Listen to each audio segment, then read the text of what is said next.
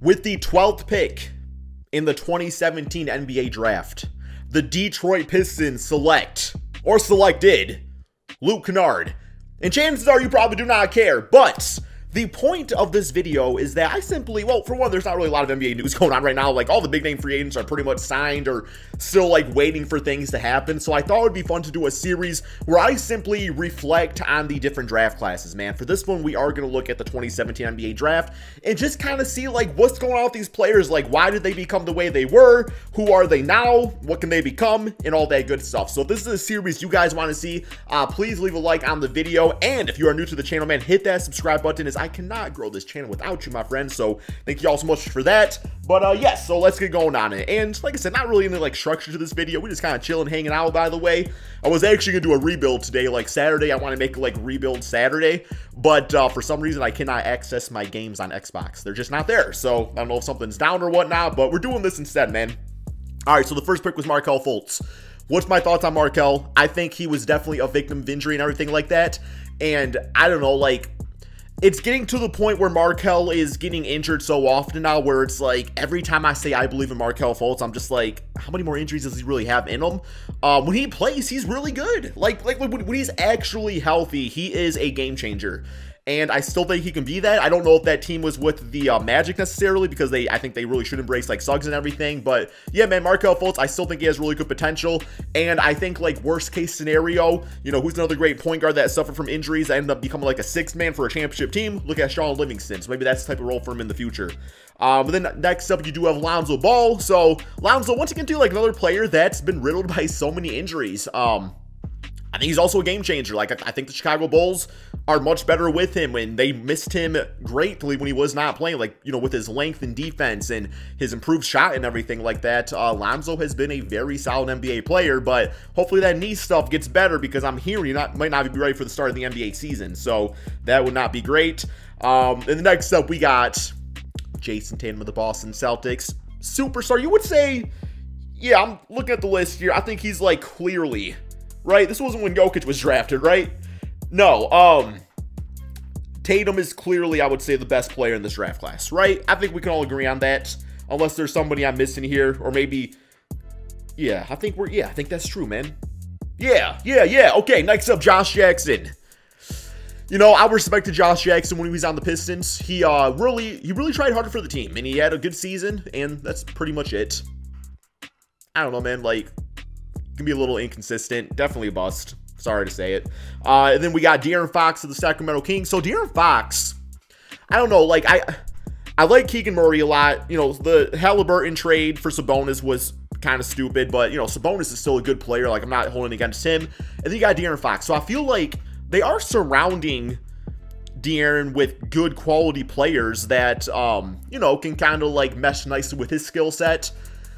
I don't know, like, I don't know. I don't really know where to rank Fox among point guards. Like, I don't think he can be like the best player on a championship team. I'm leaning towards more like third option type of player on a championship team, but he's had a really good career and he's stayed loyal to the Kings. So good for him on that.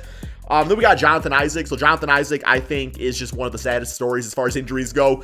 Really a lot of injuries in the top heavy part of this draft class, right? But no, man, hopefully he can come back strong with the Magic next season. But once again, same with Markelle Fultz. Getting to the point where it's like, how many more injuries does this guy have? You know, at this point, he's like 7 foot. I think offensively, he can be a great player. Defensively, he could be like defensive player of the year candidate. And yeah, man, so still really young, still has a lot of time. And then with the next pick was, you know, number 7, Lauri Markkanen. Lauri Markkanen is one of those guys that it's just like you don't know where exactly to play him at. It's like you want him to play basketball for your team, but also you don't want him to play basketball for your team, because it's just like his positioning. It's like, you know, the Cavaliers tried him at a small forward. You know, he's not really much of a center. He's a little slow-footed for a power forward. It's like, what do you do with Lauri Markkanen? Like, shout out to the Cavs for trying that out at small forward. I don't think it's a long-term solution, but I don't know. I know when he was originally drafted by the Bulls, you know, a lot of people thought he was going to be like maybe like a 20 and 10 type of dude. I just don't think that's for him. I think at this point, you know, he is what he is. He's a good quality shooting big guy, I guess, and that's about it, man. That's about it. You got Frank Ntilikina. Frank Ntilikina, though, I will say, man, like, he was getting some PT, I believe, for the Dallas Mavericks, but no, when he was on the Knicks, it's just like he was given opportunities. Like, it was never like a case of just not being given opportunities. He just wasn't that guy. But I don't know, man. Like, Ntilikina, his body and his frame and everything still very much warrants, like, could be like a great defensive guard. I think simply, man, like, if he just like worked on that corner 3 or something like that and just made that like his bread and butter, he could be like the point guard defender, PJ Tucker version. But yeah, I'm kind of giving up on him. Dennis Smith Jr. had the one good season with the Dallas Mavericks, and they decided that, like, hey, like, this is like the best player next to Luka. Made the right choice there. And yeah, it's been pretty dormant since, I would say. I think he's on Portland right now. Maybe they didn't re-sign him. I don't know, man. Zach Collins. So Zach Collins was a pretty good, you know, defensive big and everything like that. I think, yeah, says he was drafted by the Sacramento, but I believe he's on the Spurs still, right? Could be wrong about that. Let's get my players mixed up. But regardless, man, like, you know, good defensive, probably better than people give him credit for. A big guy, a lot of injury issues. So, yep. Then you have Malik Monk, who was drafted by Charlotte, obviously on the Kings now. Had a pretty good season with the Lakers. Like, I would say as far as this future goes, I really like that signing next to Darren Fox. I like the offensive capability he can bring to that team, the shooting and everything, and just he's going to have a lot of good opportunities to really showcase, you know, his skill set, his offensive skill set, I should say.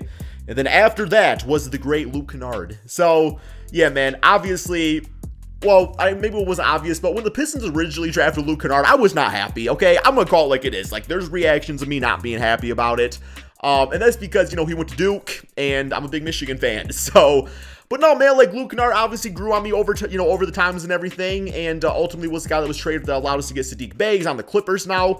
And I think a lot of people recognize that Luke Kennard, like, I wasn't just, like, hyping him up. Like, he's a really good player. Like, I think he led the NBA in three-point percentage. And he's been a quality player for the Clippers, and I think he's somebody that you can add to any contending team, and you're going to like the shooting that he brings. So, yeah, man. But then after that was Donovan Mitchell. So, with Donovan Mitchell, what exactly is going to be Donovan Mitchell's rest of his career? Because, like, so far we've seen a lot of really good but not good enough. That was with the Utah Jazz. But if he's going to be traded to, like, the Knicks for the package that the Jazz are asking for, which last I checked was like 4 or 5 of their young players and like 6 first-round picks, he ain't ever going to win anything because, you know, that was the same thing that kind of happened with Carmelo Anthony on the Knicks, where it's like, yeah, you have this great player, but if you gut the entire roster, like, I'm really hoping the Knicks learn from that and just, like, do not gut everything you've built so far to get a superstar a little bit early or an all-star a little bit early. Like, there's other players out there. You're in a good direction. But Donovan Mitchell, it's like, if he can go to a team like the Heat, no flight, pun intended there, and, you know, they can manage to get him without trade away Bam, Jimmy Butler, I think they're in a really good place. So, yeah, we'll kind of see what happens with Donovan Mitchell's career based off that. Next, I should say, Bam Adebayo was drafted after Donovan Mitchell. Love his game. I feel like he is, like, exactly what you want in a big guy with mobility. I wouldn't mind seeing him being able to stretch the floor a little bit more, maybe playing that 4 spot. I think he could really be dominant there. You know, just, I don't know, I think he's really good. Justin Jackson, garbage. Justin Patton, garbage. DJ Wilson, garbage, but I thought he was going to be something. TJ Leaf, haven't heard from him in forever, man. John Collins at number 19, or yeah, I'm sorry. Yeah, number 19 by the Atlanta Hawks. I think that was definitely a steal right there. And John Collins is, I think, a 20-10 guy for the next few seasons at least, and 3-level scorer. Like, I like what he brings to an NBA team. Not necessarily saying he's the best man on the Hawks, though. Like, I'm curious what happens with him long-term there. Harry Giles was drafted number 20. I think just, like, his initial college injuries held him back. He was supposed to be, like, a lottery pick. So, yeah, he hasn't really done much of anything. You got Terence Ferguson at 21 for the OKC Thunder. I know he was a really athletic player, but I think he was very inefficient. Jarrett Allen, number 22. I'm excited to see what he does for a full season with the Cavaliers completely healthy. That Cavaliers team, man, if health remains, like, if they can, like, remain the health, like, good and everything, they're gonna be, like, a top 4 seed. Like, I really do believe that. And Jarrett Allen's gonna be such a huge part of that. 23rd was OG. So, yeah, OG, I still think we have not seen his full potential. I think so far he's been kind of like a budding star. Like, you know, every season on the Raptors, you see him get a little bit better, but one of these seasons, you're just absolutely ready for him to take over, and I think he definitely has that potential to do that very, very soon. Tyler Lydon was next, nothing there. Azanj Pasa something, nope. You got Caleb Swanigan. Yeah, rest in peace to him, man. Honestly, like, just a very sad story and everything, and Yep, he was drafted number 26 by the Portland Trailblazers. At 27, you do have Kyle Kuzma. So I still remember the Kyle Kuzma, Jason Tatum comparisons. But in all fairness, like, Kyle Kuzma's still been a good quality NBA player. No, he's not been Tatum, but also he wasn't drafted in the top 3. So, you know, for being a 27th pick, I say Kuzma was a W. Tony Bradley hasn't really done much. Derek White at 29 was sought to be like an all-star with the Spurs, but it turns out he's probably more of a role player, which that's what he has on the Boston Celtics now. Josh Hart was the last pick in the first round, and yeah, he was, I don't know, man, Josh Hart, literally no pun intended, but he plays with all heart. That's how I see him, so love what he brings to a team. And beyond that, let me look in the second round and see if there's anybody that really stood out as like an absolute steal. Dylan Brooks at 45, he was really nice. Monty Morris at 51, which I think he's one of the better backup point guards in the NBA. And, you know, some good, like, quality guys. The last pick in the draft, his name was Alpha Kappa. Who looked like he should be in, like, some, like, frat house or something like that. Frank Jackson went number 31. But, yeah, nothing, I would say no huge steal in the second round that I'm looking at here, man. So, yeah, that is kind of a little update of my thoughts about everybody that was drafted in 2017. Let me know in the comment section below which draft class I should do next. If this is something you guys want to see, of course. Thank you all so much for watching, and peace out, my friends. Oh, wait, yo, hey, we gotta watch, man, yo, hey, just in time. Oh, wouldn't that have been just a bad time here, man? Yes. Oh.